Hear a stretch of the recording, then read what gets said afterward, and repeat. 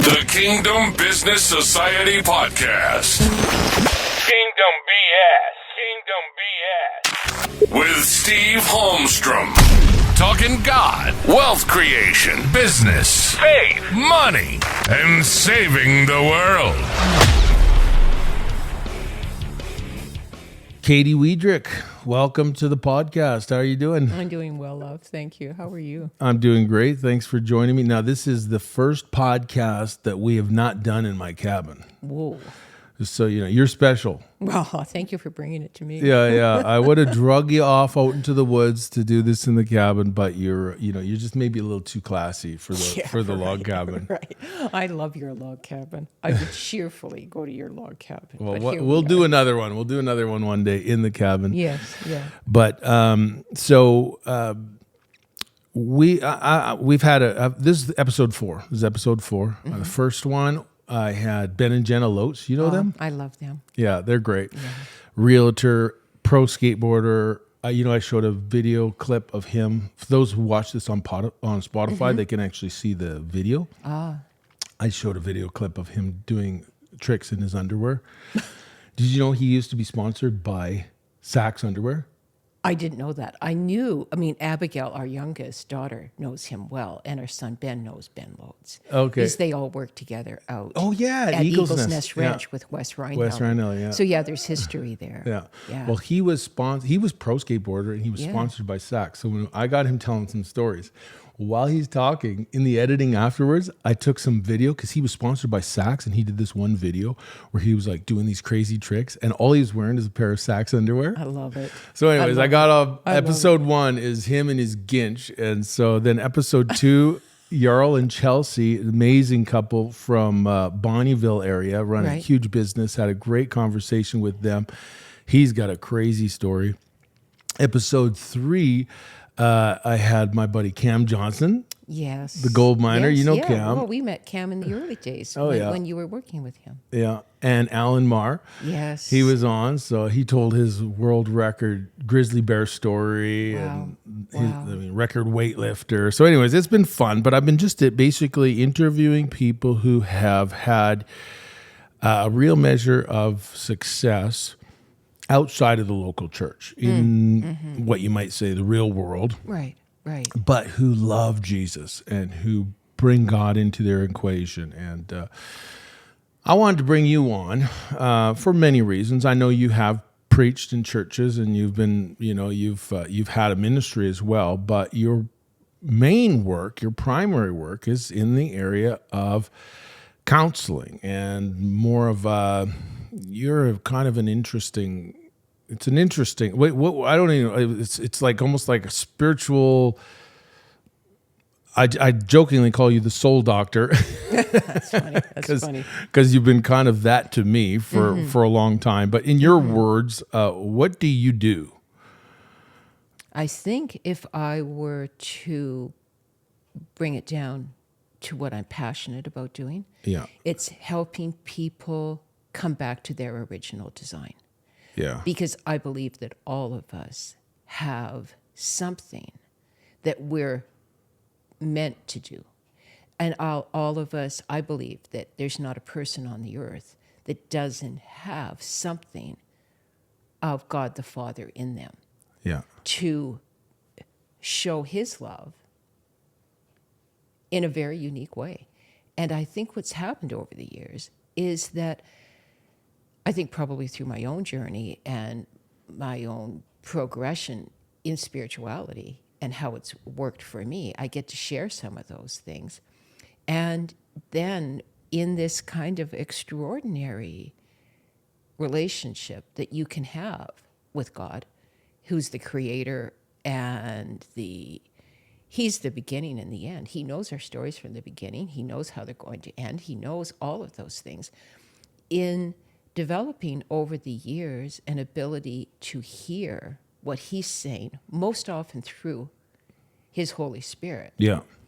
Then I get keys for people and understanding of who they are. And for me, I think the biggest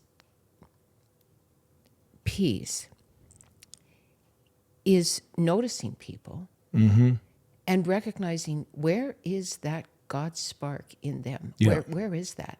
Because it's in everybody. Yeah. It's so often buried under misperceptions of who we are, who we've been told we are, people that think they know us that don't. We've been defined by so many things. But my goal, and what I think I partner with the Father in, is who does He say you are? Who does He say?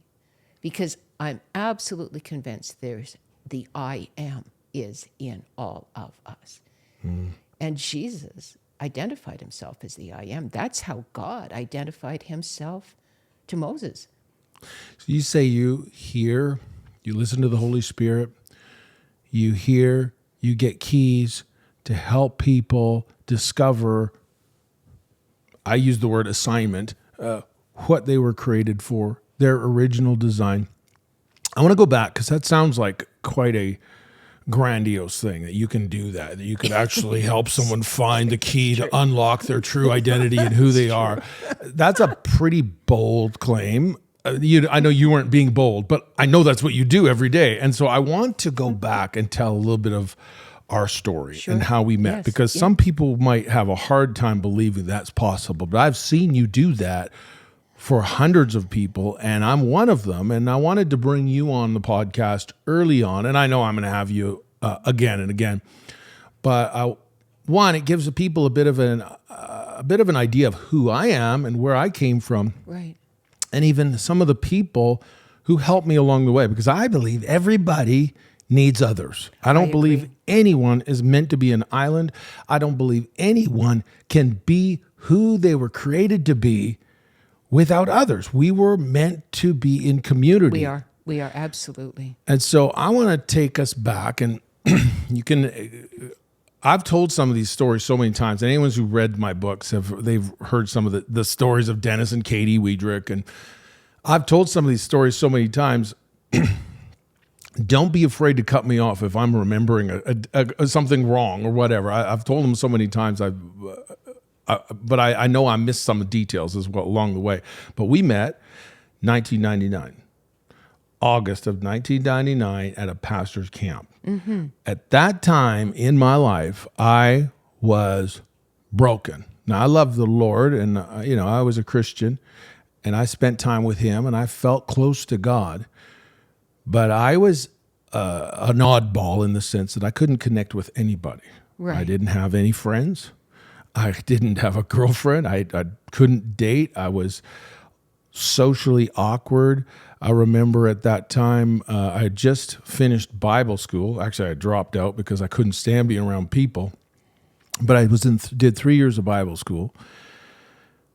I was pretty good at speaking. I was an okay communicator, and was kind of the junior high youth pastor at Evangel Church in Edmonton, and had a little group that I was kind of their youth pastor and whatnot. And I did okay in that role of just, if people are sitting down, I could kind of share and talk.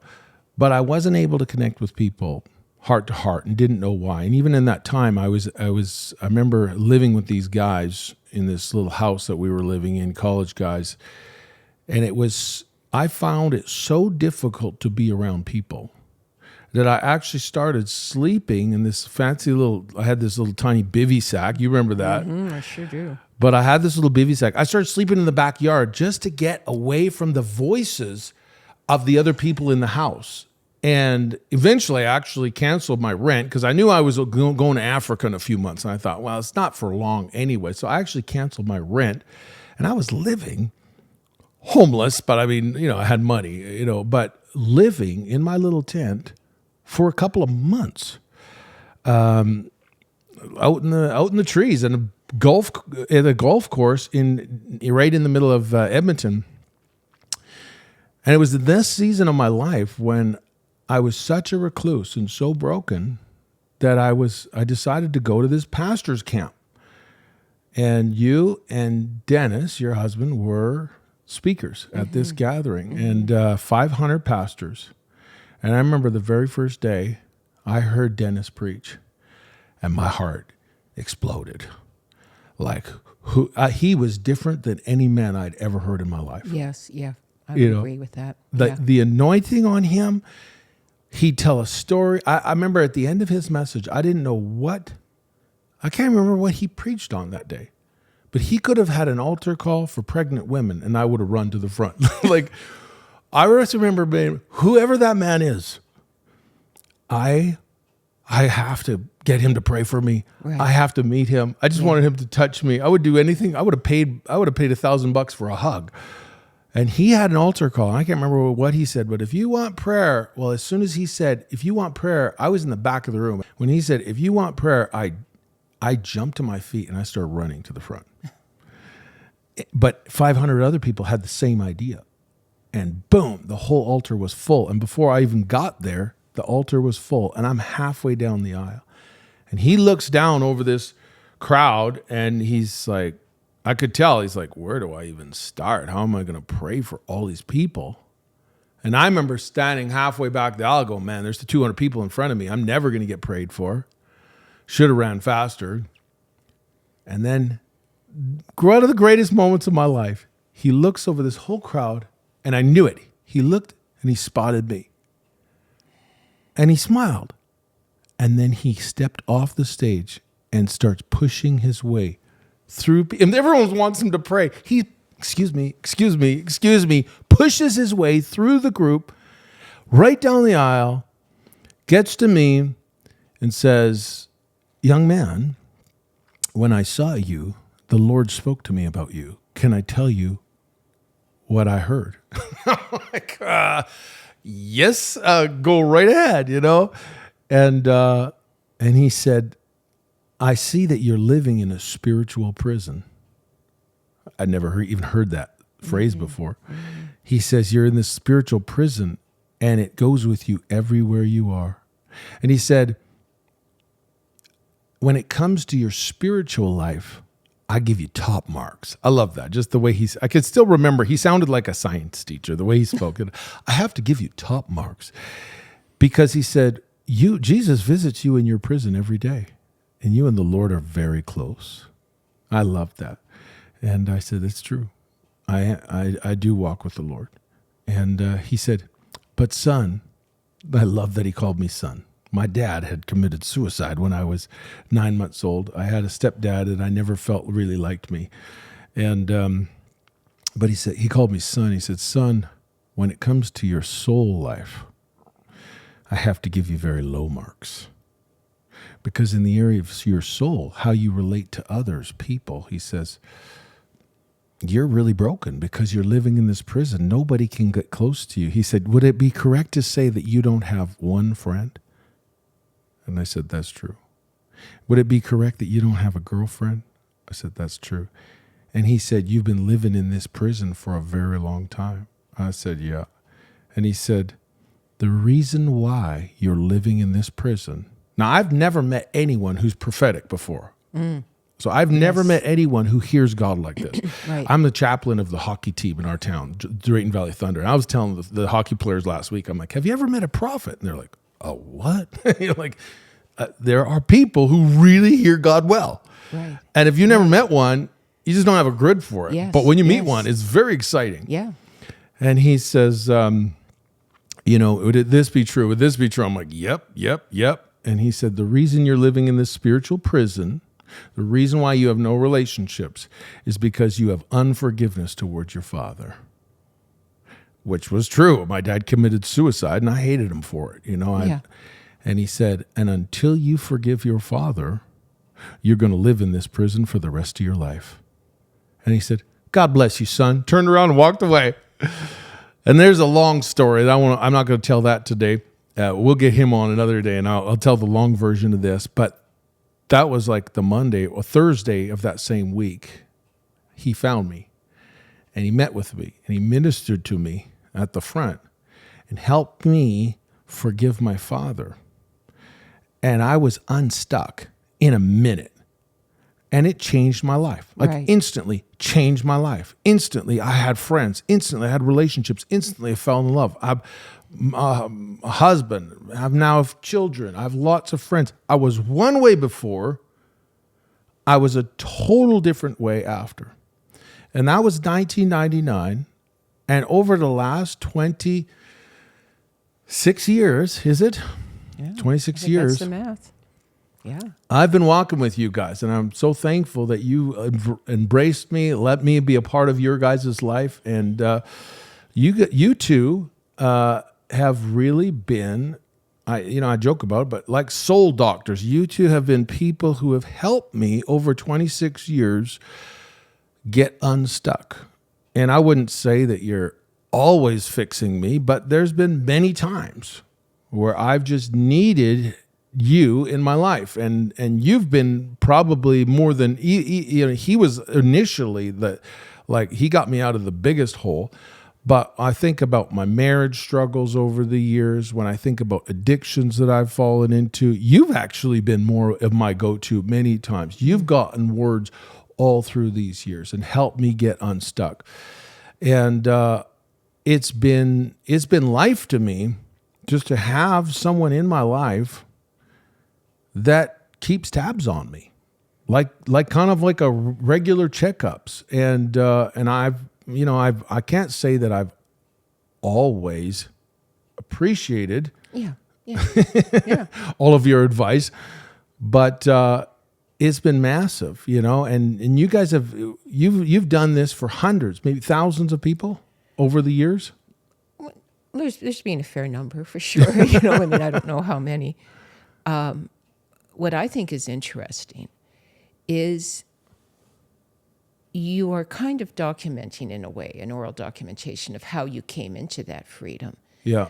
And I think there are those significant keys, those big revelations. You know Yeah. what I mean? And when I recognized, as you call him Pops, as Dennis was ministering to you at the camp, I recognized, oh, you were the pup tent guy. I call them pup tents. Yeah. You saw it when I came in. Oh my gosh, we all saw it, because that was, I think, one of the last summers that all of our children traveled out here with us from Ontario.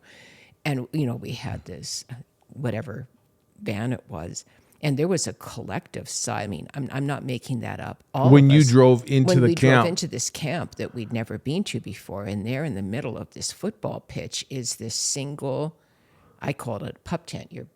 Yeah, Bivy bivy sack. It looked like a sack. garbage bag pulled over a sleeping bag. It kind of did. It was $800 though. That was made of real Gore-Tex. We saw that, and there was this collective kind of whoa from all of the kids, like, what is that? And then it was you, and we had what I still think is a singular honor of inviting you into our family. Yeah. Which that whole progression is a story unto itself. Yeah. But what I think I'd like to talk about is the unfolding of your freedom. So you came into that initial freedom by understanding you were in a prison Yeah.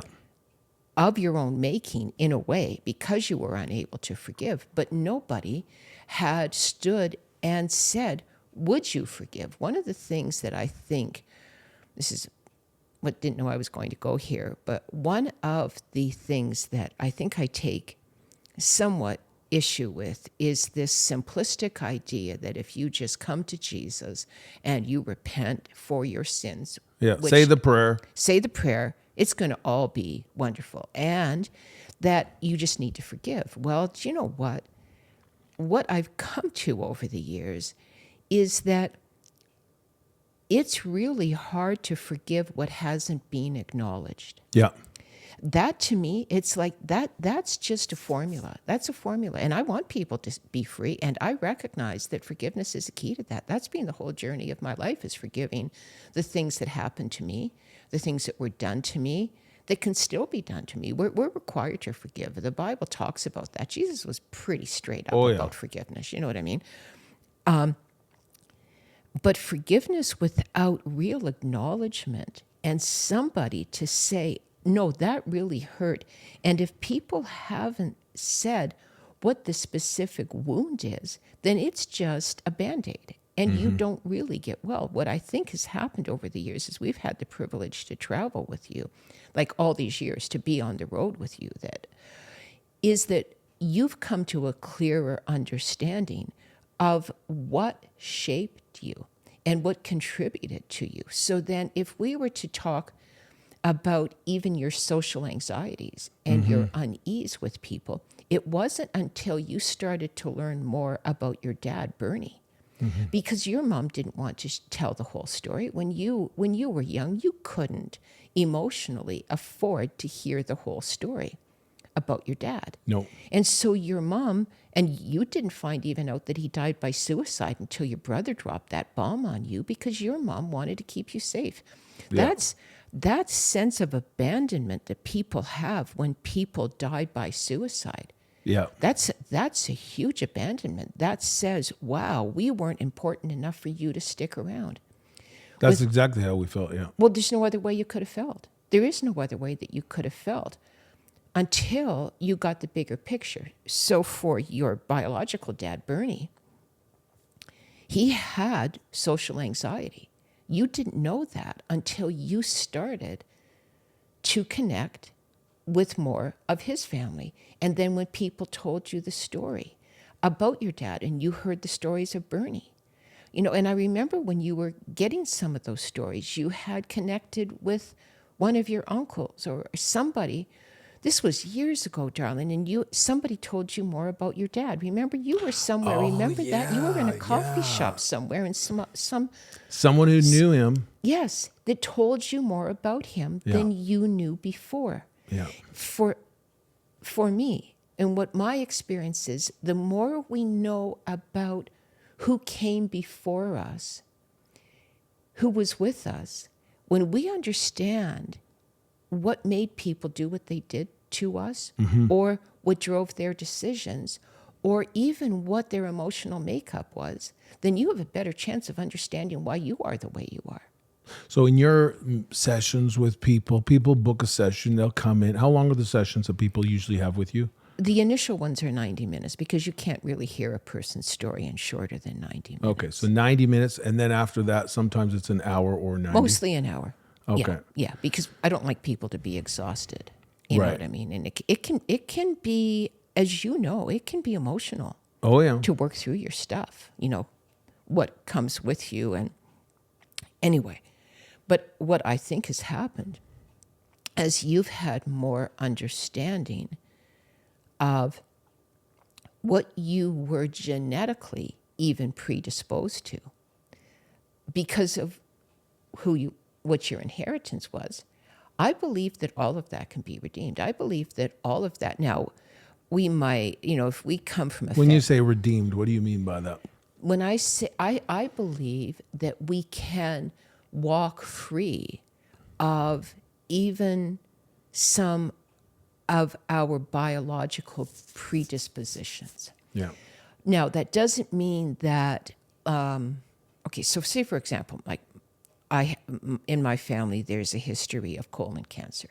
So I get what you have if you've got a history of colon cancer. I Yeah. get to drink the juice and do the stuff and do that. That's wisdom. That says if there's a genetic predisposition to certain illnesses, then if you're wise, You take those precautions. you take the precautions and you look at that potential. There was alcoholism on both sides of my family. And so while I enjoy I enjoy a well-crafted beer, and I happen to like a shot of whiskey, really good whiskey. You know what I mean? Just think, oh, crikey. And I like smoking a good pipe. That's my idea of like, You have your grandpa's pipe, don't I have you? my granddad's pipe. And Yeah. when I just want to relax, even in the winter, I'll put a blanket down on my back step and light up my grandpa's pipe. And, my granddad died of cancer because he smoked.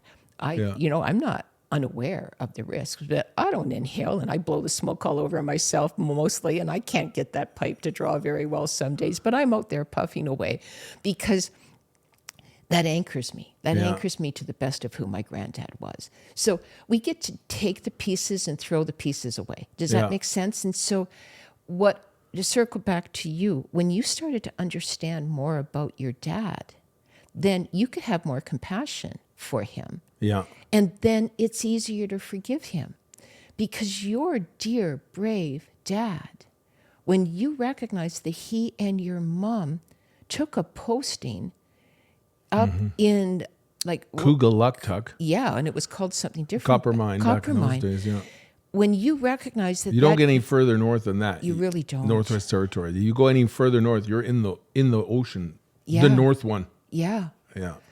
Actually, I've got a young girl in my life who teaches up there now. Really? Yeah. Is in Kugaluktuk Yeah. or just in that area? No, up there. Oh, which wow. I think is anyway very interesting. Penny just dropped. That's one of my rabbit trails. But anyway, back to you. When you were able to have more understanding of the best of who your dad was, the best of who he was, and where his inherited weaknesses were, then you can say, that's what I have to be alert to. I recognize, for people that have depression in their family history, you recognize that somebody has to help you be alert to that. And you might need help. You might even need medication because you're predisposed to depression. And so you might need to be on antidepressants. If you are predisposed to, if you have a genetic history of diabetes, then you're probably going to need meds to manage your blood sugars, because all your best efforts in the world, if it's genetic, you've got some stuff on that side. That's how it goes spiritually with me, I think. I see that there are things that can push us towards certain behavior because of how our biology is. So you were socially anxious and socially awkward for a season. Nobody would call you socially awkward now. Nobody. But you've had a community around you to help you see yourself differently than you saw yourself before. Does that make sense? Oh, yeah. So I think that is... So that was kind of my thing. When you're meeting with different ones, you're looking for that one thing. Whatever you talk about key, even your business is it's called Master Key. Master Key. So you're looking for a key that will unlock whatever area that they're stuck in. I know a lot of times when I talk to you about, this sort of thing, you'll say, that you'll be sometimes 20 minutes into a session, sometimes an hour into a session, and then all of a sudden, boom, you see it. You're a seer. You see things. You're looking, and then you see it. Can you kind of explain to me some people call you a prophet. Some people just call you prophetic. Some people call you horrible things. Oh yeah, just no. There's a number of people that do not like me. Oh, I have a few. I have a few of those as well. But the reality is, this isn't just that you're really smart and good at figuring people out. You're not like a. It's not just because you just good at puzzles. No. You see things. Kind of tell me, what is that like when you see it in that moment? Oh my, that's scary. It's often scary because you're thinking, wow, is this what is this? And is this accurate? And you're recognizing that you are there, and that's somebody's soul. That's a person, and you don't want to do damage. I think the thing that I've prayed the most in my life is that I not damage my children or my husband, and I've done all of that. But my goal is that, please God, that I don't hurt anybody. Please God, that I don't do damage to my grandkids. Please God, that I don't do any damage to these people, because you can. If you mishandle them, and I have mishandled people, and I've done damage to people. When you see something, when I see something, and you have to go after it, or you feel you have to, or if it hooks a wound that I still have. You know what I mean? For me, I could be pretty feisty and not very kind to men that I thought were bullies.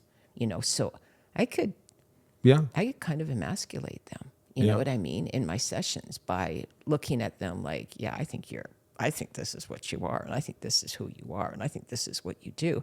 And that's just unkind. Yeah. And it may be truth. Maybe there's a bully in there somewhere. But until I went further along in my journey and got less reactive to bullies and more responsive to them, there would be couples that would come into my session, and the guy would be like, I'm not going back to her because she's just like she's just too rough on me. Does that make sense? Yeah. So you can have your own biases.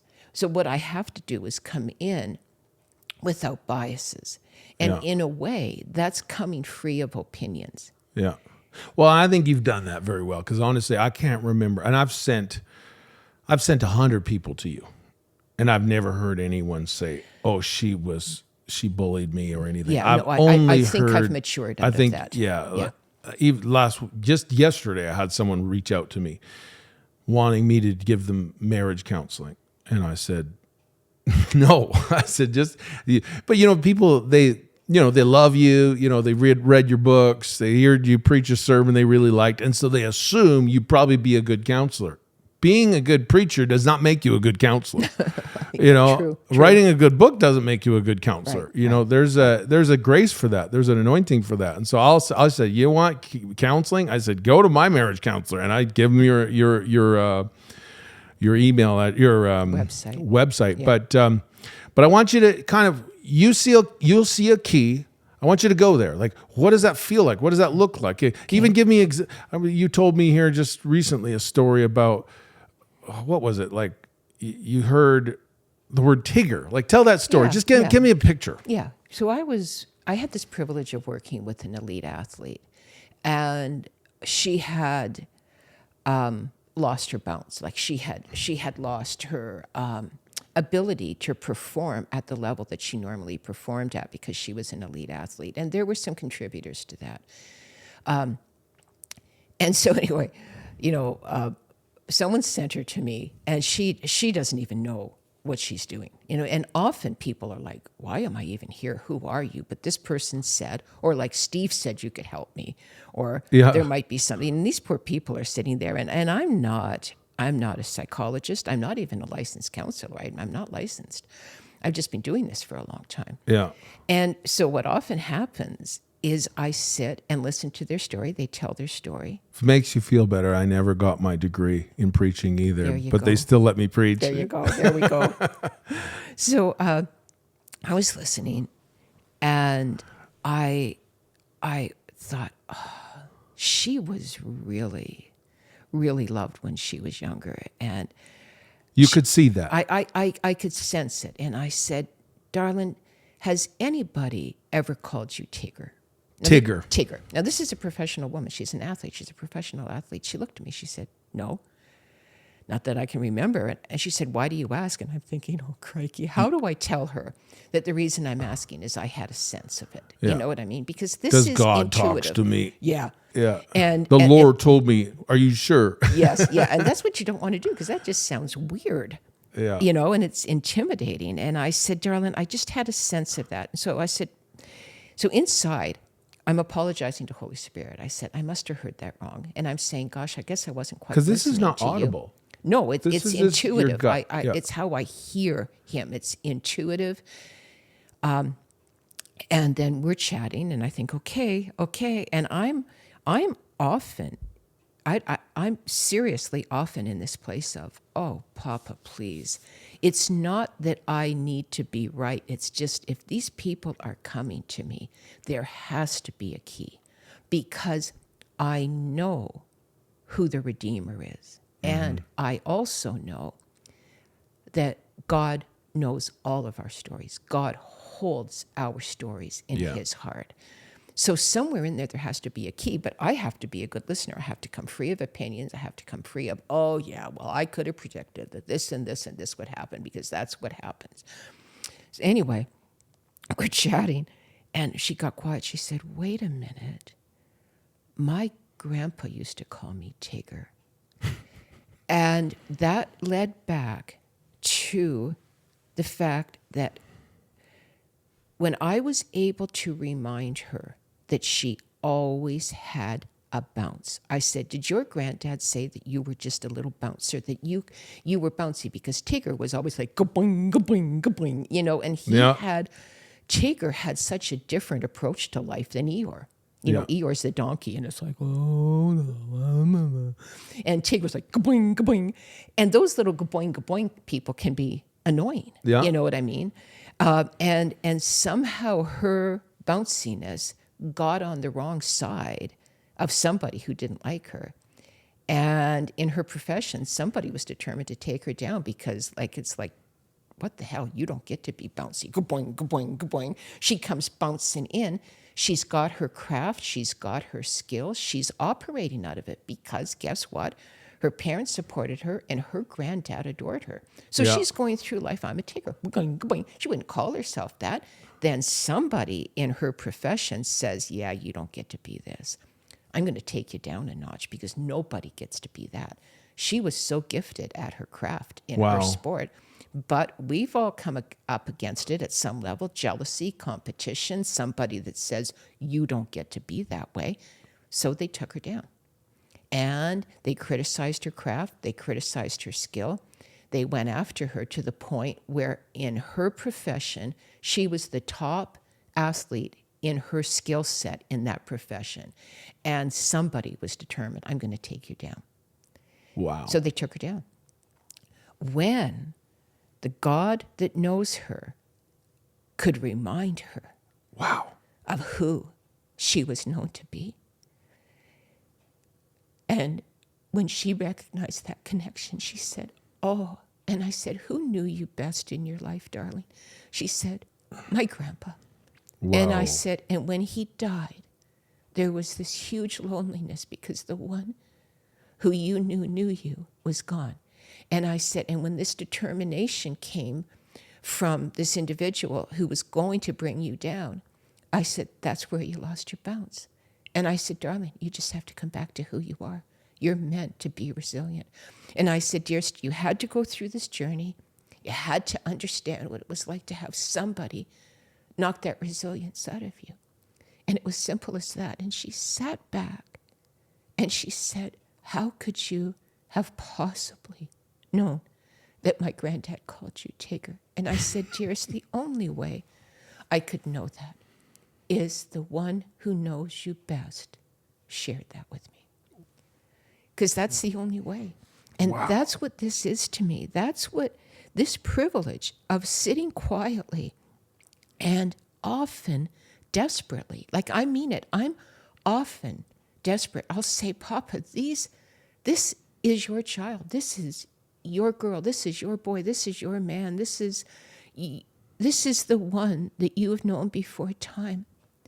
There has to be a key because you're into the business of redeeming everybody. Mm-hmm. That's what this whole story is about, I think. I think this story is a whole journey to coming back into our original design. Mm-hmm. Who were we made to be before time? Because whatever people think about this, I believe we were all in heaven before we came here. I believe we're all held in the Father's heart, and he sends us here. And he sends us, and he kind of knows that some of us got sent through a really crappy family line.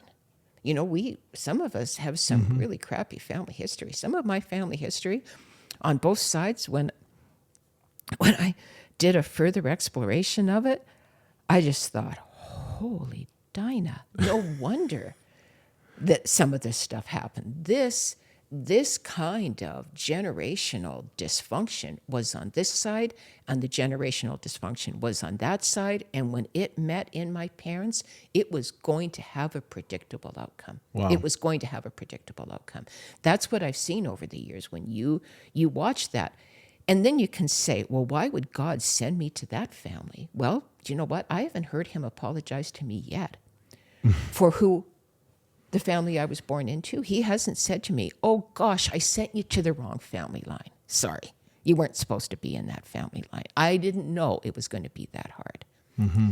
But that word redeem is such an important word. I think it's a really Because important word. it doesn't mean that he plans every evil thing that happens. No, not at all. But he uses everything that happens, and I believe he needs certain people who have been through certain things to help unlock other people. I know, like for me, I've sent, like all the people I've sent to you, and I've sent you, I don't know, a dozen people who've, a lot of times I've had a lot of friends who have had affairs and failed in that way, and I'm watching their marriage explode and fall apart, and I've said, can I just send you to this lady?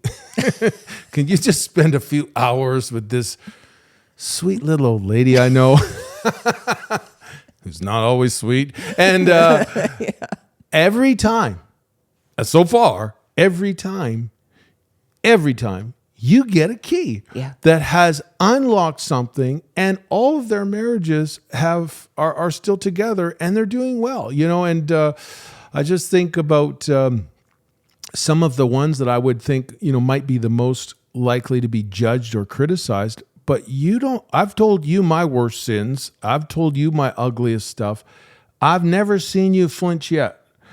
You seem to have a real grace for extraordinarily broken people, and you just love them anyway. And could that be because you were so broken yourself? It's absolutely that way. Ben, your brother Ben, has said to people, "You could go talk to my mama, Ben, and you call me mama." Yeah. And they've said, and especially when we were still in full-time ministry, when we had a local church, they'd say, "Isn't your mama like a minister's wife?" I don't want to tell her. Yeah. And they're going, "Yeah." Well, it's not like that. And they say, "How can I talk to your mom?" And he said, "There's probably nothing that you've done that she hasn't done." You know what I mean? Which is kind of funny. I think, okay, Thank you, Ben. But it's probably true. And I think for me, I've understood brokenness. I've understood bad choices. I've worked through mental illness. I had a yourself. diagnosis. Yeah, it was on the DSM, which is that's a clinical diagnosis of what's gone wrong with you. There was significant abuse in my life.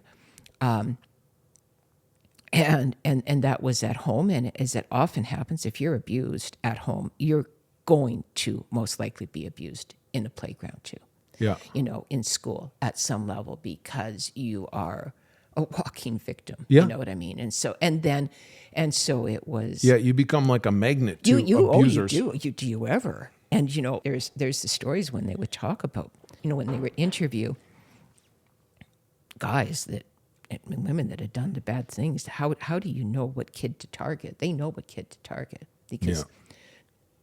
Yeah, I think because I've had a life journey, it has to count for something. Yeah, that's redeeming. That's redeeming. That's what redeeming is. Redeeming is, and this is. I'll share this. In coming to even understand my own journey, I came to this faith walk. A friend led me to quote the Lord. The way you do. You say the prayer. You pray the sinner's prayer. I'm a Christian now. Yeah.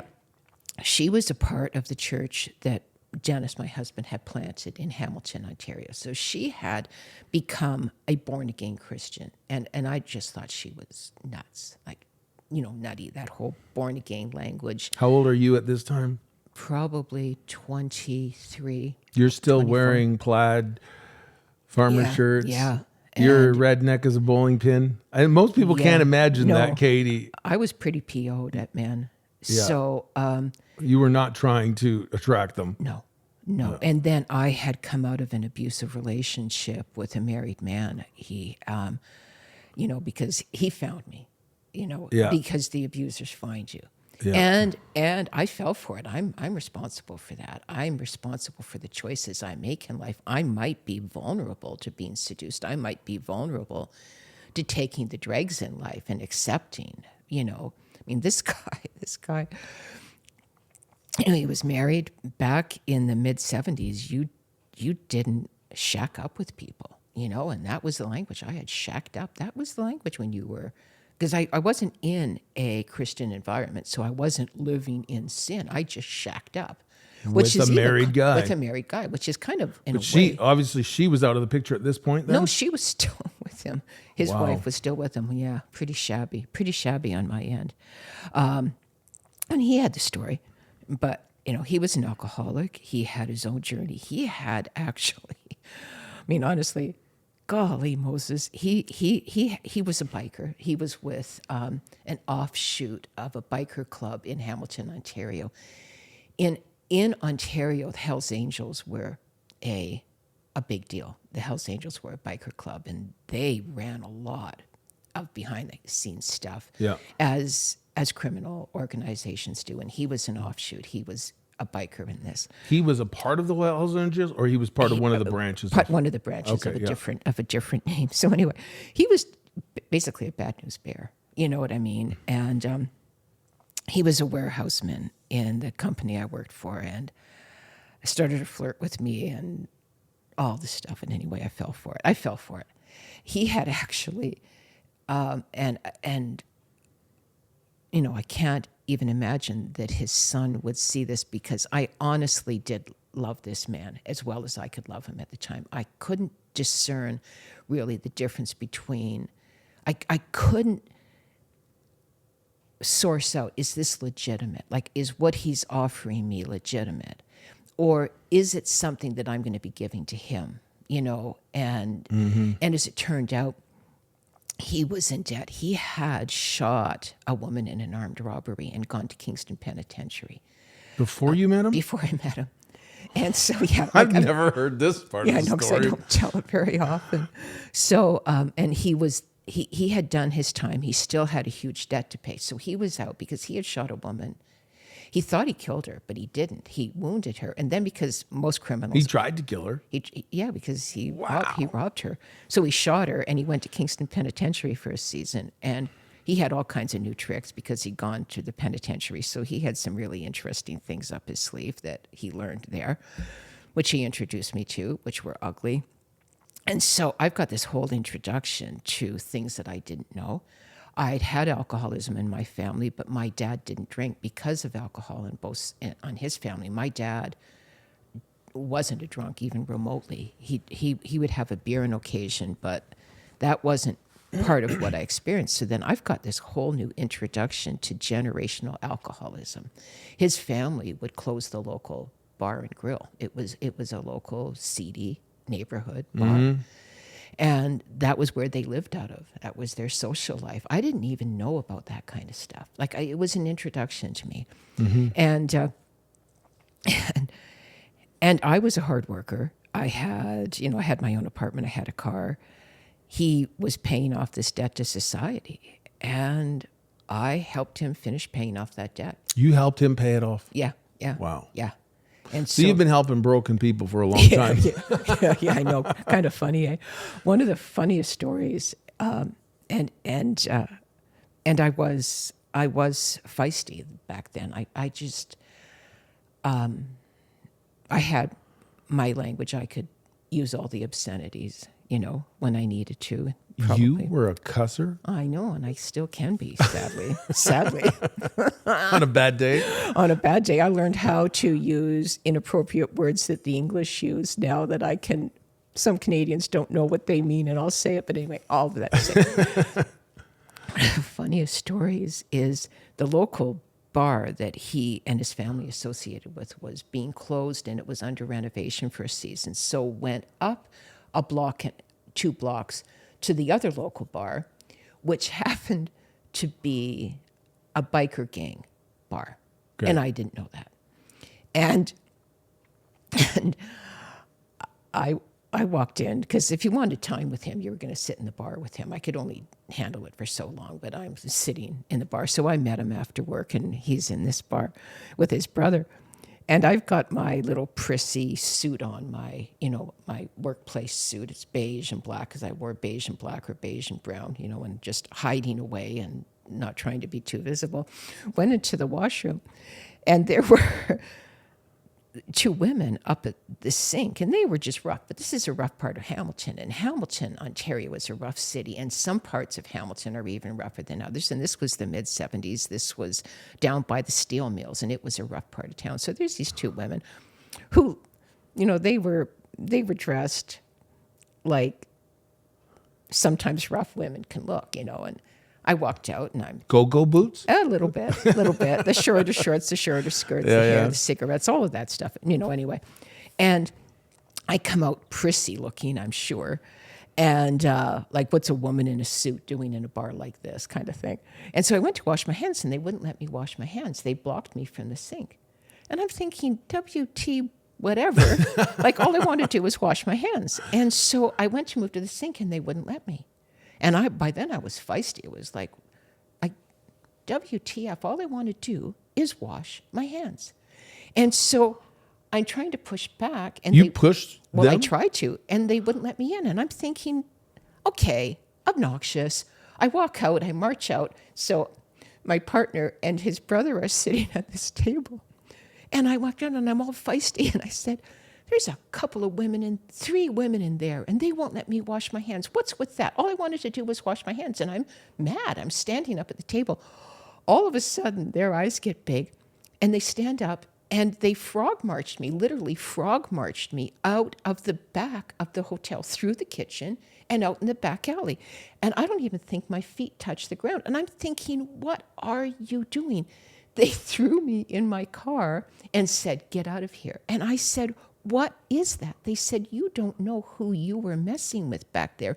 Those are Hell's Angels chicks that you just messed with back there. And I was like, hokey Dinah. You know, but that's... Oh, and they will hurt you.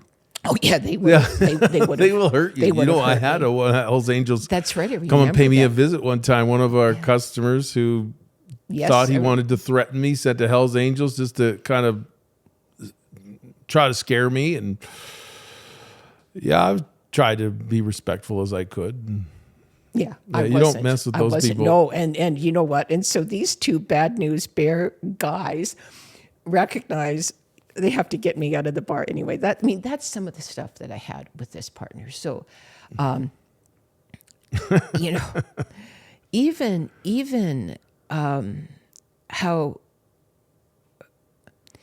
how that shaped me.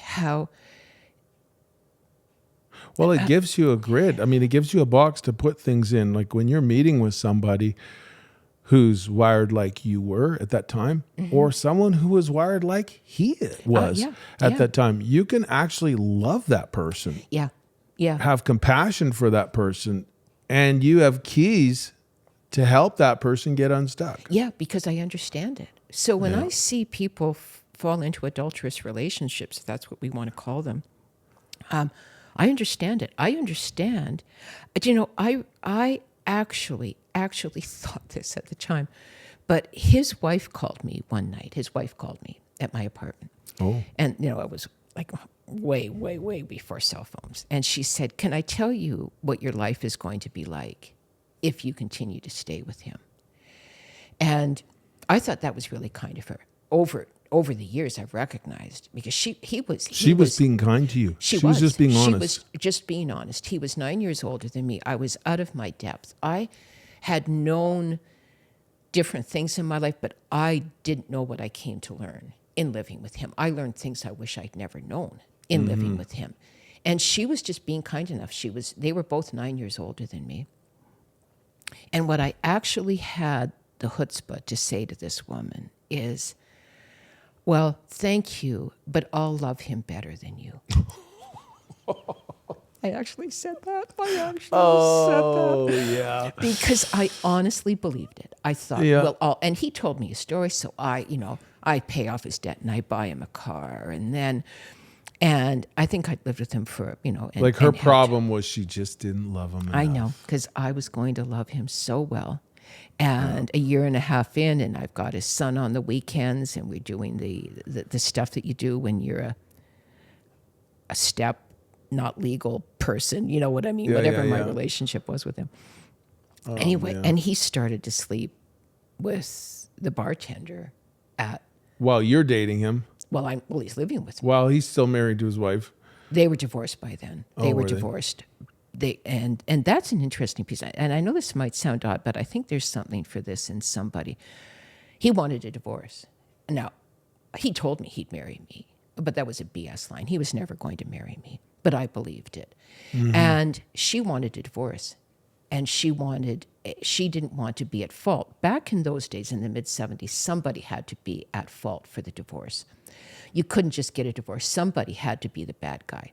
So really? she called me again, and she said, I really want a divorce.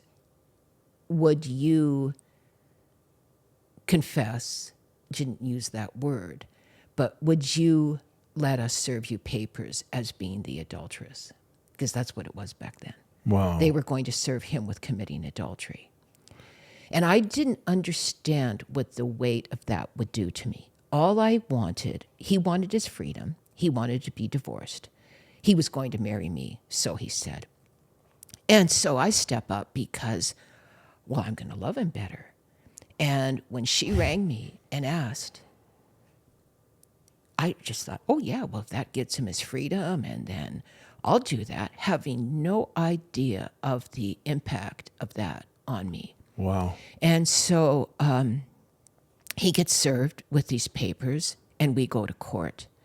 And again, I'm in my office suit, and I'd never been in a courtroom because I'd never broken any law before. I sped. That was the only law that I broke.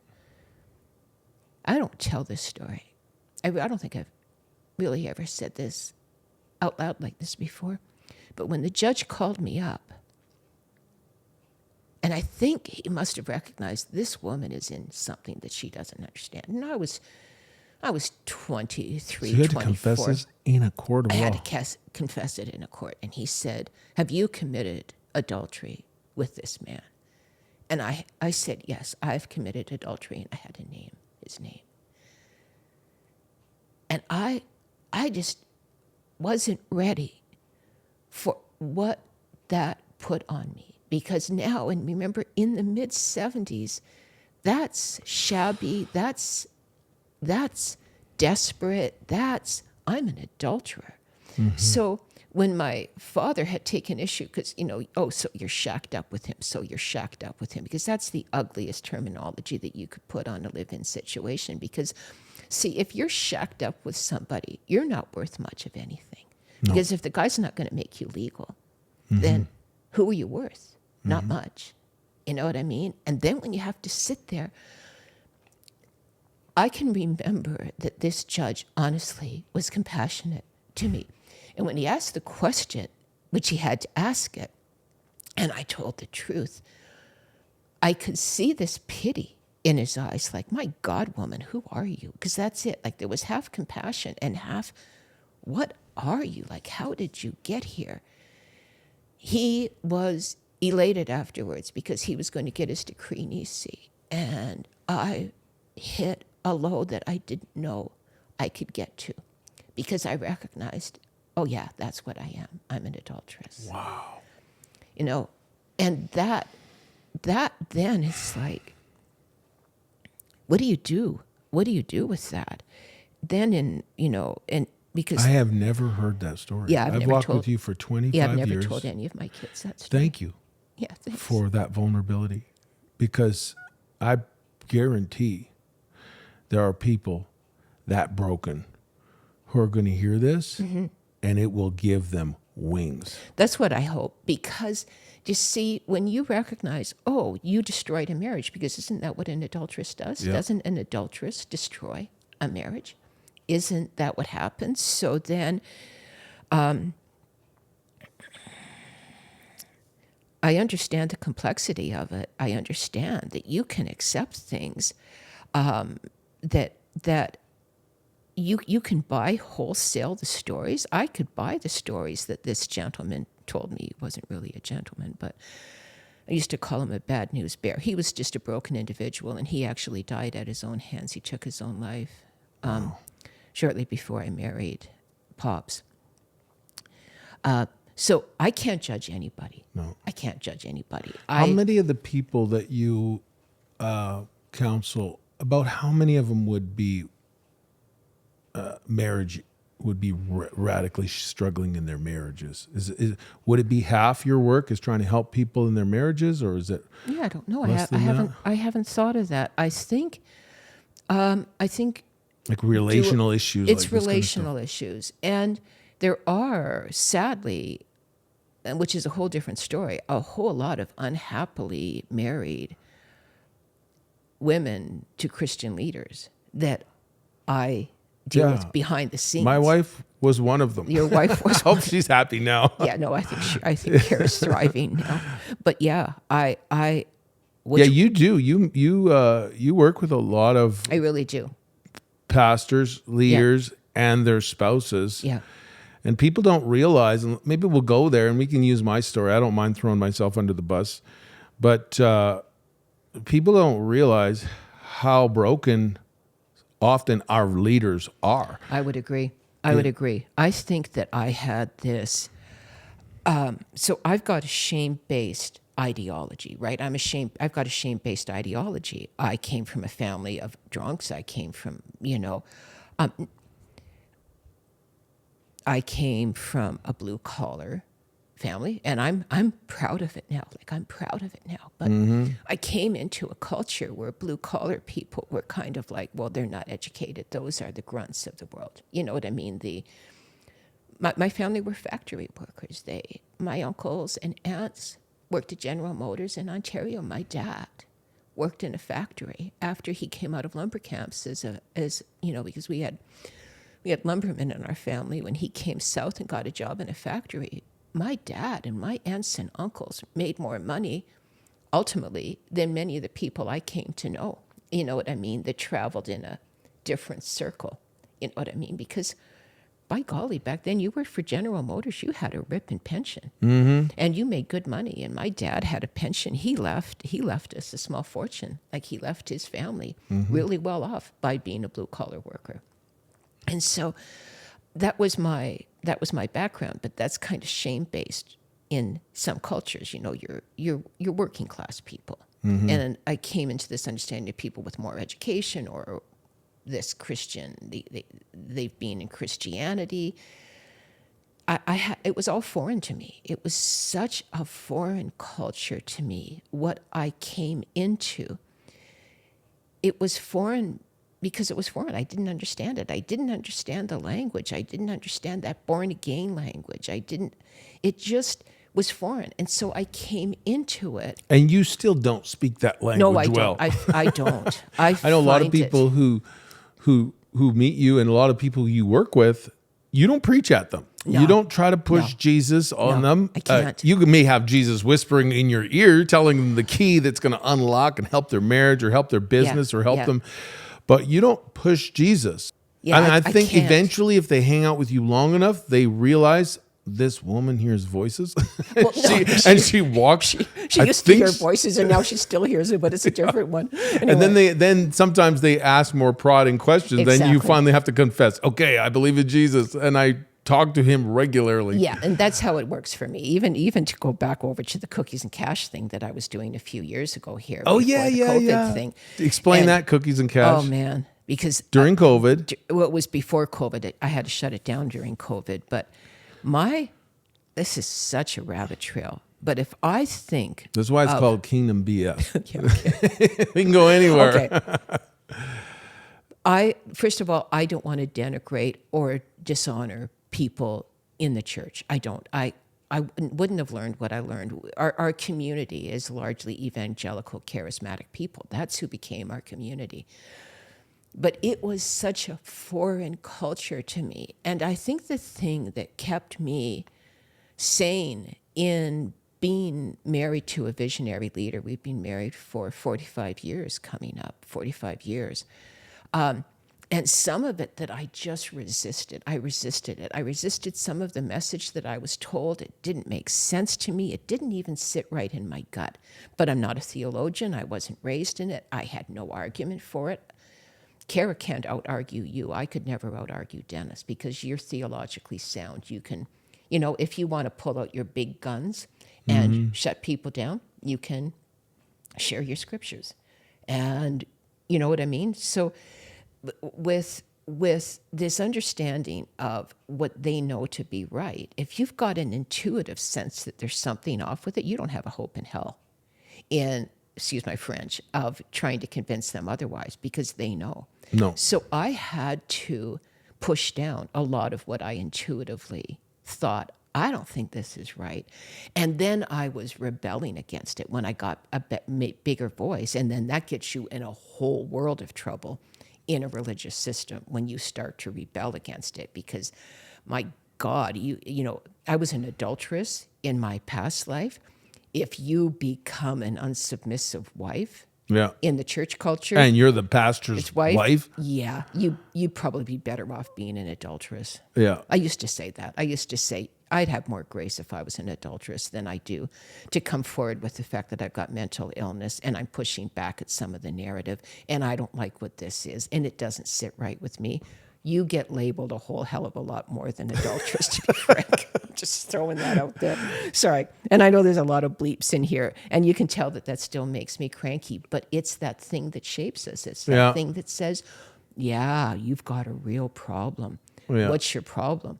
What if you've intuited something that you can't necessarily find the language for, but you're pressing back? Mm-hmm. And so, I've seen a lot of the marriages. You're walking through that has also been very helpful for you, though, because you've been able, now that you minister or you work with so many people in leadership, it's helped you know how to navigate. And let's tell a little bit of my story. Mm-hmm. You know, let's go back 20 years, 2005. I'm a preacher. 2004, I'm a traveling evangelist preaching in every little hick town you never heard of, full-time ministry. But I was kind of raised, or mentored by a system that can be a little narcissistic. A smidge. Just a smidge. And, you're this young hotshot evangelist and people are like lining up, to get you to lay hands on them and pray for them. There's people lining up, that people want your autograph, and if you're in this system that kind of gives you permission to start to think that you're pretty special and that you're pretty amazing. And you get entitlement would definitely be a word that would probably be a banner over that season of my life where I just kind of expected the world owed me something. And then this beautiful young woman falls in love with me and marries me thinking I'm just going to be just the greatest thing since sliced bread. And it was a horrible marriage for my wife. I mean, those first few years were a living hell. Being married with this guy who everybody just adores, everybody worships, and I come in the door and, I'm embarrassed. If I was God, I would have thrown me out in those days. I'm just thank him for his mercy. But I look back in those seasons and I don't know why. I didn't even see a problem, but I just expected her to serve me. You really did. When we because we used to come out here often and I think there's a couple pivotal points that made my heart break for Kara. One that made me cranky with you, and I don't often get cranky with you, but we were out here, you were doing a conference, you were doing something, and we were coming out to support. Kara is the queen of hospitality. Her mom taught hospitality, in school, and with her work with her previous work. So Kara is a high functioning, seriously high functioning. You were having your best people into your, you lived in that house where you had the lower level and the top level here in Calgary. Yeah. And so Kara had knocked herself out with all the food. I'd done all that stuff. I knew what it was like because I had done it all. And all she asked you to do was go downstairs and pop a casserole in the downstairs oven. I don't even remember this story. And so you go down and it's like, I don't think I approved this story for the podcast. Oh yeah, well I'm outing you and throwing you under the bus. No, but you were just go for it, and you were the product of how you were raised in that. So she asked me to throw a casserole in the oven. So you go, honestly. So you go down and you've got this in your hand and you go downstairs. The next thing is, Kara, how do I turn on the oven? And I knew exactly how she felt. It was like, and she went, because she could have gone down and taken it down herself. Like, if she's got to go down and turn on the oven for you, I said, Kara, don't do it. Please do not go. Oh, that's what you turn said? on the oven. He can figure it out. And you're like, Kara, how do I turn on the oven? And she's ready to go. And I'm saying, please don't go. I wanted to clock you. I wanted to say, Stephen Mark Holmstrom, you figure out how to turn on the oven. But that's the entitlement. Yeah. Then there was another time we were traveling with Bob and Viola Jones. You and Kara were with us. We had walked in, and so, we're with Bob Jones. You're with us, we're with you, we're with Bob Jones. So we're the celebrities of the event, and Kara comes in. and a condescending woman and her daughter. When you introduced Kara as your wife, this woman actually had the chutzpah to say, oh, well, my daughter was supposed to be married to Steve. What? Yep, you don't remember that. I don't remember that. Yeah, well, because you weren't paying attention to what was happening to Kara. Later that night, Pops and I were in bed, and you were knocking on the door of our hotel room, and you said, Mama, can you come and talk to Kara because she can't stop crying? And she couldn't stop crying because that woman actually had the chutzpah to say, my daughter was meant to be married to your husband. Like, what is that? Who says Who that? says that kind of thing, except people in the Christian community?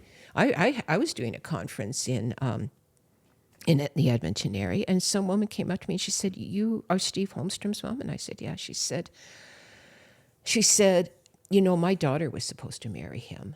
And I thought... This is a different woman? A different woman, yeah. And that was what I had been told by, all these different women. I think when you're a preacher, a young single preacher, and you have a little bit of success, there's a lot of weird, wacky intercessors trying to pray you into relationships. Oh, is there ever? Is there? Because I felt that in those days. Like Oh, it was yeah. like I was supposed to be. And it's like there was a ungodly pressure to try to set this guy up. Yeah, and this sense that, and listen, it's a privilege, and I don't want this to sound entirely uncharitable because it's perhaps not as kind as it might be, but in that culture, anybody gets the privilege of marrying you. It's a privilege because we get to partner with somebody who's going to change the world. Isn't that the narrative? You guys are world changers. We get to be married to you. And I was so full of myself, I believed it was true. Well, I know, but that's, What an honor do you get to be married to me. I know. I'm going to change the world. That's the thing. And that's what most of us that were married to visionary leaders have. Yeah. Wow. You better get behind us because do you not know who we are? Do you not know? You're speaking disrespectfully to me. Do you not know who I am? Honestly, it's bonkers. This is good. This is good. Since okay, well, so then there you and Kara are, and you're in your heyday, and that was the start of your whole business journey. We had that conversation when my ministry fell apart. when you're yeah. So let's it hadn't fallen apart. That was when I had to go get a job. yes. Oh yeah, no, the ministry had fallen apart. So here we'll do the nutshell version of that. Mm-hmm. So my ministry crumbles. I have a bit of a fight with this guy who's prophetic, but I knew in my spirit he was in trouble sexually. Yeah. And he had a profound prophetic gift and everybody loved him because he could prophesy, but I knew he was up to some weird stuff. Yeah. And so I had a big fight with him because I was concerned about him. Legitimately. And as a result, I get fired That's right. I'm sorry. from yeah. the church that I worked at part-time. Right. And every church in Alberta that liked listening to me preach and used to bring me in, they all heard Steve Holmstrom's trouble. He's trying to stone the prophets. Yeah. And so all of a sudden in a day, my ministry comes to an end. This is 2000, just the end of 2004. My ministry comes to a halt. Nobody wants me to preach anymore. I'm not traveling. I'm not speaking. Ironically, I found out a year later that everything I believed was true. He was sleeping with multiple women in the church. He molested 2 underage girls. He went to prison for that. Yeah, he did. And then it was like, well, I guess Steve was right. But at this time, he hadn't been caught. No. And so I was this bad guy because I was trying to attack him. Yeah. My ministry comes to an end. But I'm so mad and hurt because I know I'm right. I know I'm right. I know this guy is bad news. I know he's going to hurt people. I know he's going to hurt women. Yeah. And but nobody believes me. So I'm in my garage. I am smoking like a chimney. I'm mad. I'm hurt. How could they reject me? A letter actually went out to the whole church that I was at telling them, don't talk to Steve. He's not in a good place.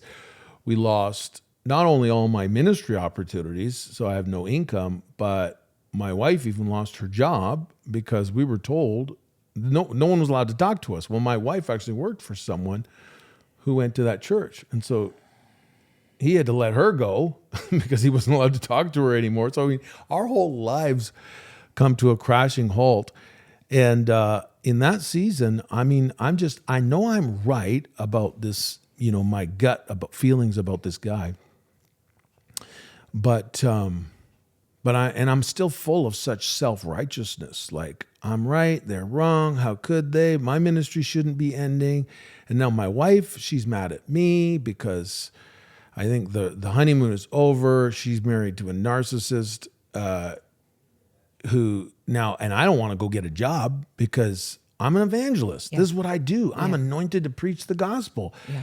And she's like working at Starbucks, like yes. scraping by, trying to pay the bills. We were never good at budgeting. So, I mean, we're living in this big, huge, gorgeous house, which I felt I was worthy of. I'm driving, even in those days, I mean, I was making less than 30 grand a year. And I was driving a $31,000 Harley Davidson, making $700 a month payments. So when our income stopped, we were sinking fast. We were already in debt, but then and this is months. I was in my garage smoking and worrying for months. Yeah. Nobody wants me to come and preach. Right. My wife's saying, "Can you go and like get a job or something and help with these bills?" And I'm looking at her like, "Do you know who you're talking to? Are you out of your mind? I am an evangelist. I'm a man of God. I don't go get a job.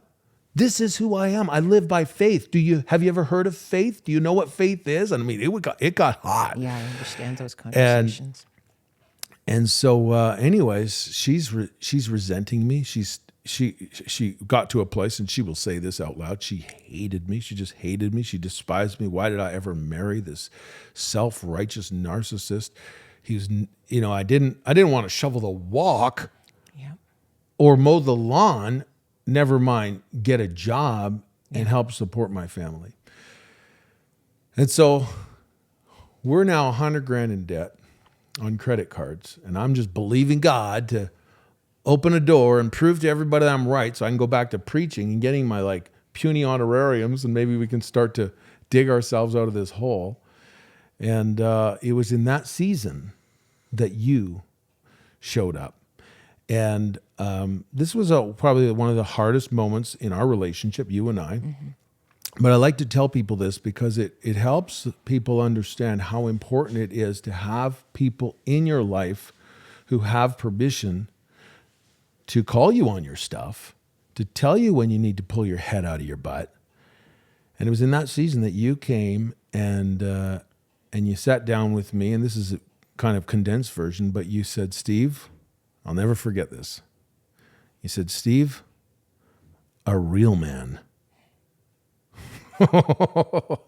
This was like the castration moment of my life. I think I heard thump, thump as they hit the floor. You said, "Steve, a real man provides for his family, and you're not providing for your family. You need to go get a job." Yeah. I saw red. I know you did.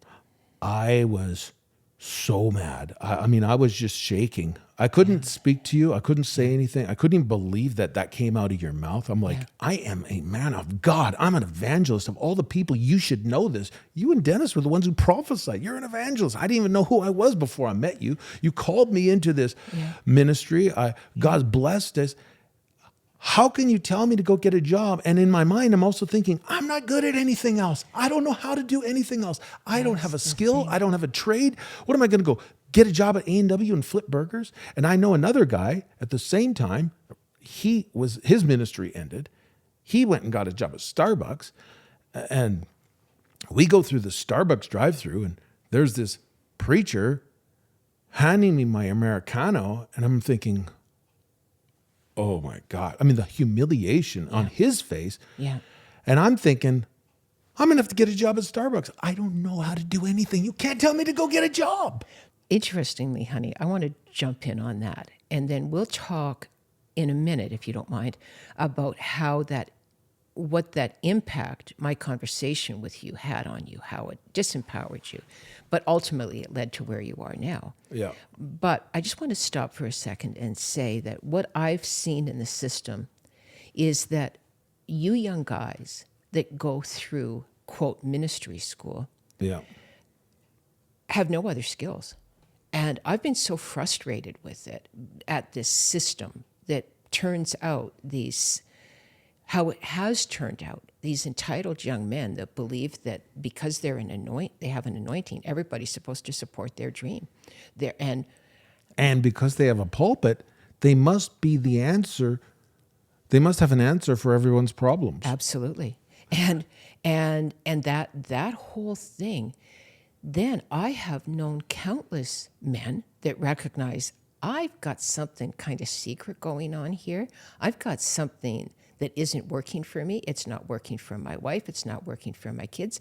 But I don't know how to do one other thing. Yeah. Because all I did was go to Bible college or whatever, wherever you get your ordination. Well, that was from. my biggest fear. You're telling me go get a job. My wife's telling me go get a job. What am I ever going to do? I know. And I remember saying to another leader's wife one time, I am so annoyed at this system that turns these young men out like this. And I said, what I'd like to see within this system, and it was the one we were connected with at the time, is that no guy can get in to Bible college unless he has a trade first. Wouldn't that be a novel concept? There wouldn't probably be a lot of guys going to Bible college, but you know what? yeah, just for guys to not be so unable to work, unable to do anything. Yeah. And I think honestly, for me, even in my ministry, in those days, I had sermons that I could preach, and I had some keys that had worked for me. I had seen change in my life, and so I preached on things that most of the time, I preached on things that I understood, and I could actually be a help. But eventually, especially if you're a pastor of a church and you're preaching week after week after week after week after week,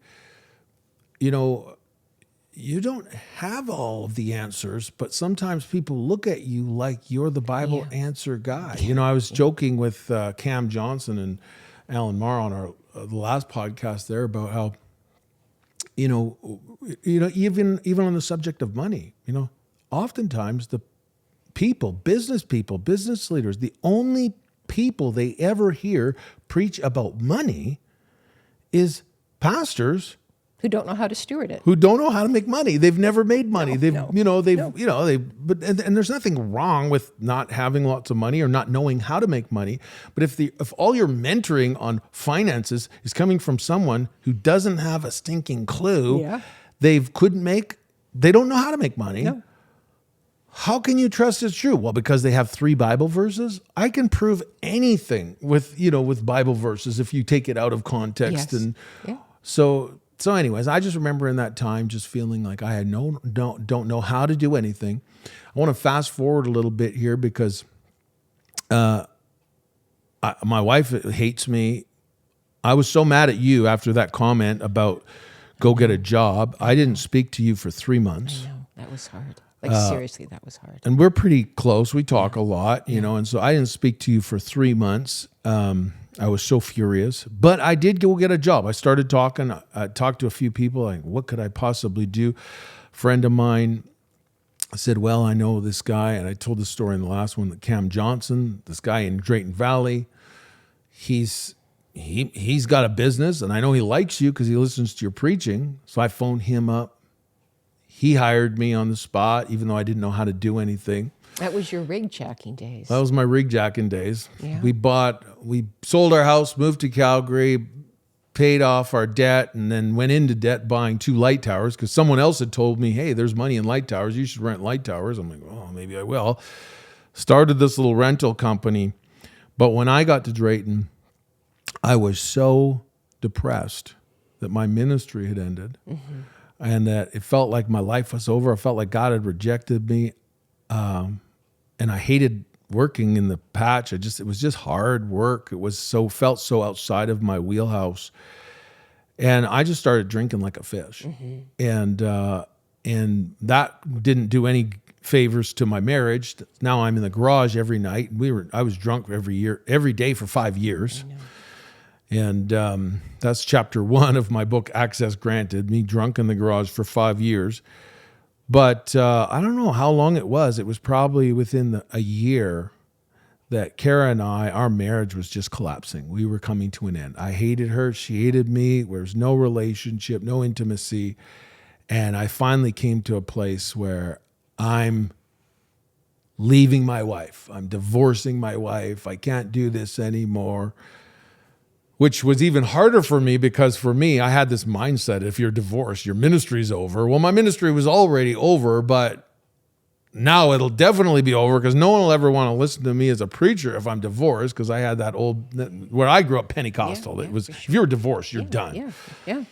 And so, but I was just, I'm finished. I remember getting on a plane, flying, because you were living in Ontario at the time, flew to Ontario just to spend a week or two with you to sort out how I'm going to end this marriage. And I remember on the plane, I drank like those little whiskey shot things. That poor stewardess, she begged me to stop, and I just begged her for more and more. I drank so many of those little whiskey shots. By the time I got to Ontario, I was so wasted, I could hardly even walk. I'm stumbling off the plane. And even though I was wasted, I still remember it so clearly. The big doors opened up, and there you were, standing there waiting for me. And I walked through those doors, and I mean, I'm stumbling. I just fell on my knees in the middle of the airport with 100 people around us, and I just started sobbing. And you wrapped your arms around me, and you just started rubbing my hair. Oh, honey, oh, honey, oh, honey. And I bawled my eyes out in your arms. You did. Yeah. That was probably one of the low moments of my life. Yeah. And I remember saying, it's over, I'm over, I'm drunk, I'm over, it's over, I'm never going back to her, our marriage is over, I hate her, she hates me. And I remember you said to me, honey, you're absolutely allowed to make that decision. You're just not allowed to make it today. Today, you're going for a walk with your mother. And you sobered me up, and we walked together for 2 weeks. I hung out at your place there for 2 weeks. Yeah. And you helped, this is why I like to call you the soul doctor, but you just helped put back together the pieces of my broken heart and my broken soul, you know. And by the end of 2 weeks, I could see differently. And I wanted to go back to my wife. And I still was a drunk for a few more years after that. But at least I was able to see that, no, I didn't want this marriage to end. Right. Yeah, that was heartbreaking. I remember when your senior, a senior leader had rung me and said, if we put him on a plane, would you pick him up? And it was like, oh, absolutely, he's our son. And you were in so much pain. You were bewildered, you were disillusioned, and you were as angry as spit. You were pounding I was on so the mad. dashboard of Pop's. I picked you up in one of Pop's fancy pants cars. Was it the Jaguar? It was the Jag that he had at the time. And And you I'm were- banging, and drunk. Your great long legs, you're up and down. Your legs were pumping like I don't remember pistons. that. Your fists, you were pounding on the dashboard. And I had to say, Stephen, Mark, you can't do that. If you break Pop's car, this won't be good. But we did. We walked. And I remember Josh was the only one living at home. Like he was, because all the other kids were grown. We still had Josh. And I can remember a few pivotal times in our other children's lives where Josh was an observer of really key moments of their pain. And Josh was standing in the kitchen, and you were still in bed asleep.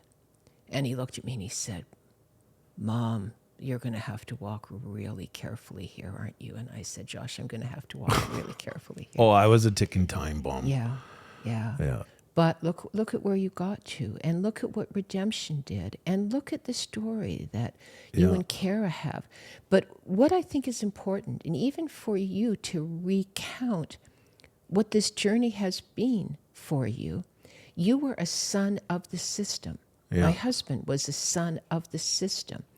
Both of you have come out of that system in so many ways. I mean, Pops was, he would have said he's had his own wrestling matches with Jesus about who we thought he was.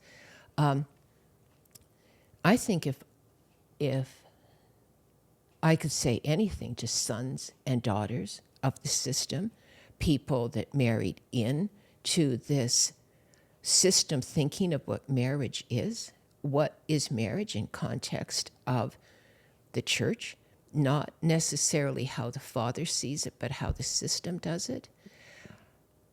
You know, I heard a line months ago on one of my calls with somebody. I get these phrases from Holy Spirit, and it was addressing how marriage is undertaken within a system so that it has elevated men, it has disempowered women, it has hidden things.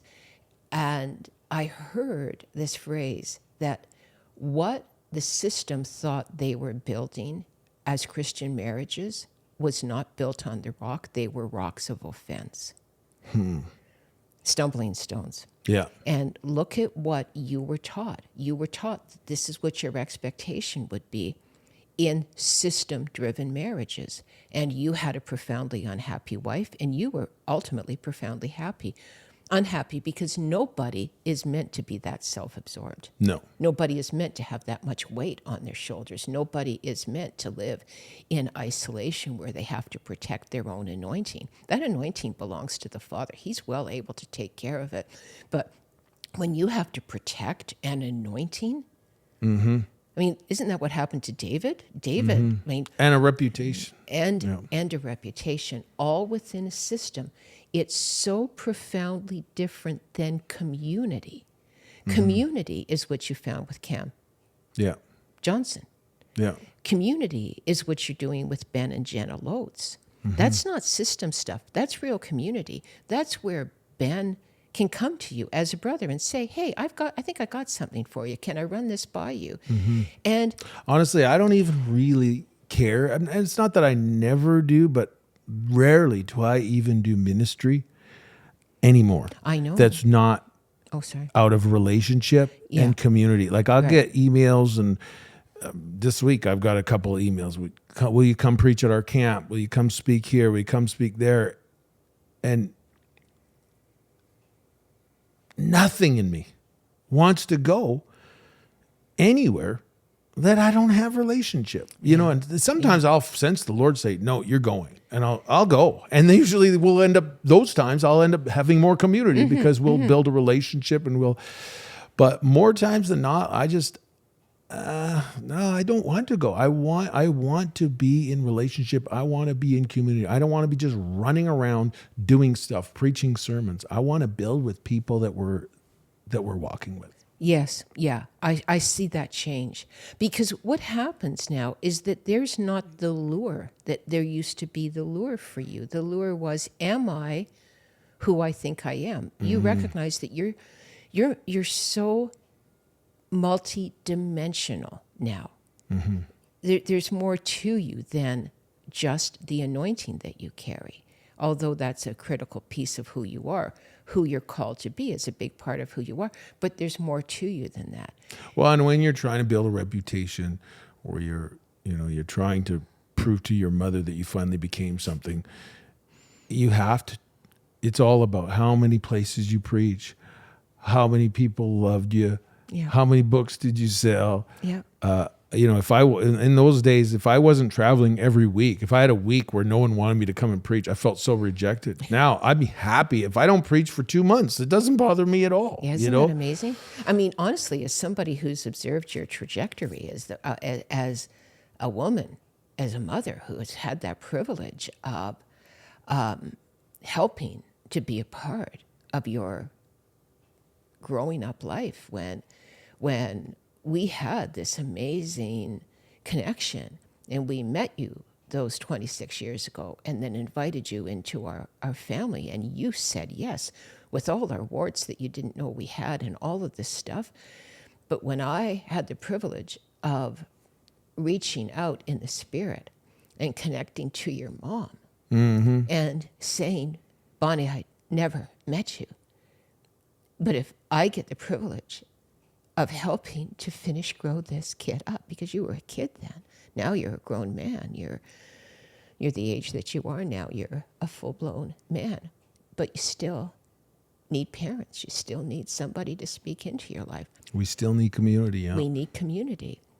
And I just think, what a privilege real community is. Like, what a privilege. And I don't think you can become mature, whole, healthy, strong if you don't have community. And if one or two, and I wouldn't call myself an extraordinarily submissive person, but everybody needs to have one or two people in their life. Every great leader, every great business owner, everyone who's ever going to accomplish anything needs to have one or two people who has the master key, permission to go anywhere. And I've given that to you, and I didn't appreciate it at a few times where you used it and you shared, you saw this or you saw that, but I've never walked away from the table. You know, I didn't always appreciate it, and I didn't always submit, but I've always given you permission to speak into my life.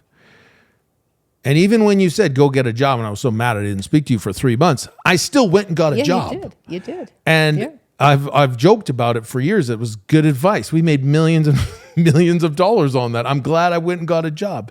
And today, our spot in the oil patch and what God has done, it wouldn't have happened if I didn't have this woman who thought she had permission to tell me to pull my head out of my butt and go get a job and provide for your wife. And so everybody needs that. Who in your life has, who have you had? You've had some people in your life who tune you in those key moments? Absolutely. I have 3. I had my late kindred now. She died. She died 16 years ago, coming up in a few weeks. She was my kindred. She was one, we were truth tellers with each other. Truth tellers, Truth tellers, that's what I call them. And I have a kindred in Texas, my friend Sandy. Oh yeah, Sandy. I love Sandy. Oh my gosh, she has told me the truth. You know, when I was in my martyred season, I remember. A martyr? Oh my gosh. And I was rabbiting on in an email, because, emailing back and forth, and rabbiting on about how I'd gone to the cross and how I'd done this. It's another opportunity to go to the cross. And I think she had just had it. And she's a Texan, and she's got this Texas accent. And I could hear her accent in this email, because I'm on this, I'll just die. And she sent this email back, but I could hear it. She said, Katie, is it possible to die and never really die? Because you keep saying you're dying, but you've never died yet. I was never really dead. And it was like, only a kindred, only a truth teller. Yeah. And it was like, holy moly. And I emailed back and I said, that's what I'm doing. And she said, yeah, that's what you're doing.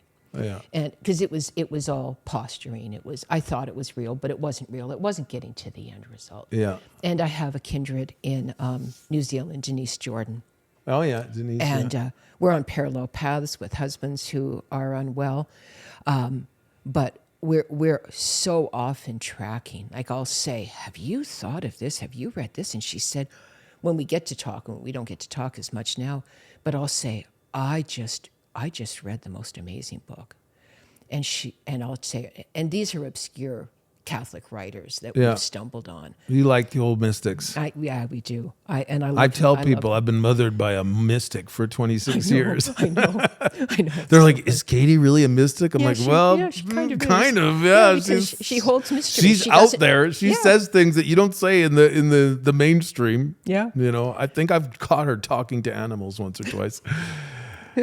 And trees. So yeah. And so they are the women when I recognized that I was vulnerable, that I was potentially sliding, I sent an email to Denise and said, I think I'm in trouble. I think I'm in trouble. And I said, what do I do? Because people are seeing my vulnerabilities, and I'm not even willing to hide them now. And I recognized I was in a dangerous place. she gave me wise counsel that I followed ever since. And those are the truth tellers. You have to have those people. You have to. I've told people, I said, if you ever catch me doing some dirty thing and you think you're going to expose me by running and telling Katie Wiedrick, too late. I already told her. I tell you everything. Yeah. But you know what? You've proven to me that you're safe. You know, I remember even, silly thing, but even in the days when I was a smoker, when you're in a Pentecostal denomination minister and you're a traveling preacher, you don't get to be a smoker. Like, I know there's no Bible verses about it, but it's their we verse. wrote it in, Yeah. smoking is the devil, know, and you knew that I battled with smoking for years and it never fazed you. I remember when I was in Africa ministering with Pops, Dennis, and he didn't know at that time, this was our first year traveling together, he didn't know that I still struggled with smoking. And I was just nicking out because I'd been with him for 3 days and I didn't have one. And finally we get to this hotel where I got my own room and my own balcony. I'm like, man, I got to have a smoke. And I go out to have a smoke and I feel so convicted by the Holy Spirit because I think, am I going to live a lie? Like here I'm supposed to be walking with this guy. He's mentoring me, spiritually fathering me, and I can't even tell him the struggles in my life. I feel so convicted that I need to be honest. And so I went into his room and I said, I have to confess. He's like, what? I said, I'm a smoker. And he said, what do you mean? I said, I smoke cigarettes. He says, I've been with you for 3 days. You haven't smoked a cigarette. How could you be addicted? I said, I'm nicking out. He's like, you smoke cigarettes? Really? I'm like, yes. All the things he could see prophetically, he couldn't see that. He never saw that coming. And he said, well, you brought cigarettes with you on this trip? I'm like, yeah, they're in my room. He's like, give them to me. I thought he was going to break them and flush them down the toilet. I'm like, oh, great. Okay, well, this is what I get for confessing. I walk in, I hand it to him, waiting for him to flush them. He puts his arm around me, takes me out onto the balcony, pulls the cigarette out of the pack, pulls the lighter out of the pack, tosses it in his own mouth, lights it, then sticks it in my mouth and says, son, be yourself. You never need to hide anything from me. Wow. And then he started coughing because he said he'd never had a cigarette in his life before. It was the first time he ever had a cigarette in his mouth. He started just about barfed. But just funny. To have people in your life, and eventually, I still smoked for another 5, I don't know how many years after that. I smoked till 2014. So, that's like 15 years I walked with you, but you never shamed me. It was never, you need to quit smoking or else you can't be a man of God. No, you were able to love me, walk with me. None of my stuff was ever polarizing. Everybody needs to have those safe people in their life. And just because you have a truth teller doesn't mean that if they tell you something, you're instantly going to submit. No. It just means you're not going to walk alone. Yeah. And that's been such a key for me in my life. I have never walked alone. And when people say to me, what did you do right? I'll tell you all the things I did wrong too. I'm happy to throw myself under the bus. You're very good that way. But I'll tell you one thing I really did right. Since 1999, I have never walked alone. And I've always given you and Dennis permission to speak into my life. And when I don't like it, I'll still wrestle it, Yeah. And not everybody needs to have that. I think we do. I think that's the thing. I think I've been transparent with Sandy. I'm transparent with Denise because I can they'll hold my weaknesses and my vulnerabilities and not shame me and not use them to compete with me. Yeah. And not use them to ultimately drag me down or remind me of my weaknesses. They're aware of my weaknesses, but they don't remind me of them. And so, I think that's been the hallmark. And then, darling, I've said this to you consistently. And you've been such a gift to us. And at our son Ben's wedding, when you were saying that, and we're not talking about the big deals about this, but You are our son, and you are a brother to all of my kids, and that's an extraordinary gift, And so we've had. Well, and that was a gift to me because when I met you, my mom had already died. Yeah. My father had already died. And the Bible says that God puts the lonely into families. He puts the solitary in families, and we got you, and we've got your grandkids, and I'm off in a little bit to do the grandma thing with your kids, and one of my other daughter's little grand person, and we're the richer for it. All of us are the richer for knowing you and Kara, and traveling the road with you, and doing life with you, and loving your children, and loving the people that you love. I'm jealous for people to have that, and not everybody finds someone that gets to be a spiritual father or a spiritual mother to them. And I always I hurt for people who want that and long for that. And sometimes it, eludes them, but they're not able to get that. But everyone can have people in their life who have permission to speak in, and anyone can seek help. Anyone can go to a psychologist. Anyone can go to a pastor. Anyone could go online and book a session with you. There are people who are willing to speak into your life. Question for you, and kind of winding down a bit, but you've done sessions, thousands of them, with people. What's the hardest? I see people, everyone I've sent to you gets unstuck, which is always amazing. And sometimes it takes a couple sessions. Yeah. Sometimes it takes a few sessions. Yeah. Often it's one or two. You're not like a shrink that you go to 500 times. You usually find the key within a few sessions or a few.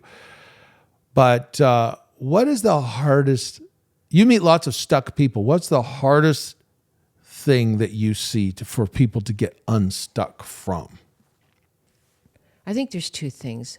I often say to people, if you want to stay a victim of your life experiences, if you want to stay a victim and of the story that is your truth, but now you're narrating it in a way to say, I can't move forward because I'm a victim, you're probably with the wrong woman. I won't work for you because I'm going to have keys, and I'm going to expect that you do a certain element of work, and if you don't, do the work. Yeah. Because it's work. This whole transformational process is work. Paul, if you want to put scriptural language to it, says you have to run the race that's set before you. It's a race. It's work, and it doesn't all come by hocus pocus in one word. One key word, and all of a sudden you're changed. Our souls and how we work out our lives, some of those are ingrained behaviors that take a lot of work to get out of those ingrained behaviors or thought processes. And so people that aren't willing to do the work and they just want some quick fix, I'm not the woman for you. Right. This is not a magic wand that you have to make everyone's problems go away. No. So people that want to remain victims in their thinking, don't come back. Right. Because they want to tell the story they're telling, and they want somebody to affirm the story that they're telling. And you won't. And I tick them off. Yeah. And I have PO'd any number of people because I'm not buying the story that they're telling. Yeah. And I don't have to buy that story. Yeah. Do you know what I mean? That's yours. You want to hang on to it. So that doesn't generally work. And I think the people that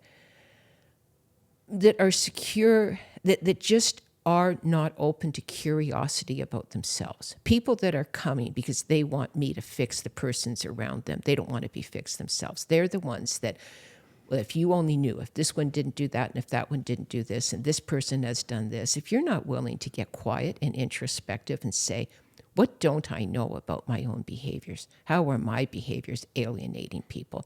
So there can be the lamenters, no one does this and they don't do that and they don't do that. And it's like, yeah, well, probably there's a little something that you're a part of there. The people that aren't willing to be curious about their own part don't stick with me. Yeah. So I think the uncurious. You have to want to change, and you can't be convinced that you've already got it figured out. No. Yeah, your own rightness. Yeah, and willing to throw other people under the bus. My life is this way because of that person. It's like, yeah, maybe we all be, but that's not the end of the story. So I think those are the ones that I But people who recognize they need to change, people who recognize I don't want to stay where I'm at. Yeah, the unstuck. Yeah. And people, most people don't want to be stuck, but self-righteous people, yeah, they kind of like their stuck place because it works for them. Well, those were the people that killed Jesus too. It wasn't the sinners. No, he loved them. He got along with them. Yeah, The sinners loved him. The prostitutes, the tax collectors that everyone despised. Yeah. They really connected with the Lord. It was the self-righteous, self-centered, I know what I'm talking about. Look at me. I've got it figured out. I fast. I pray. I give a tenth of all. Those are the guys that couldn't stand him. Those are the guys that crucified him. Yeah. I agree. I think those are the ones that I have an ability to tick off, and they don't want to come back. Well, I appreciate the 26 years of ticking me off, tweaking me. I think I was one of them for quite a while, but thank you so much for just the investment you made. If somebody wants, if someone wanted to book a session with you, what's the website where they can go to book a session? Masterkey.guide. That's perfectly masterkey.guide. Masterkey.guide, and people can book a 90-minute or whatever. Yeah. Well, thanks for coming on. Oh, always a treat. Boy, those were some deep. talk. You told some stories I've never heard. I don't even remember all the stories you told about me. I hope they're true. Well, actually, I hope they're not. I think they are. I try not to embellish stories. That's the one thing that I really try. Stories are wonderful and enough. They don't need any additional embellishment. So no, I tend not to embellish when I'm narrating my story because it's got enough in it that I don't need to add any extras, any hyperbole to it. So anyway, yeah, it's a treat. Well, thanks. Let's do it again. All right.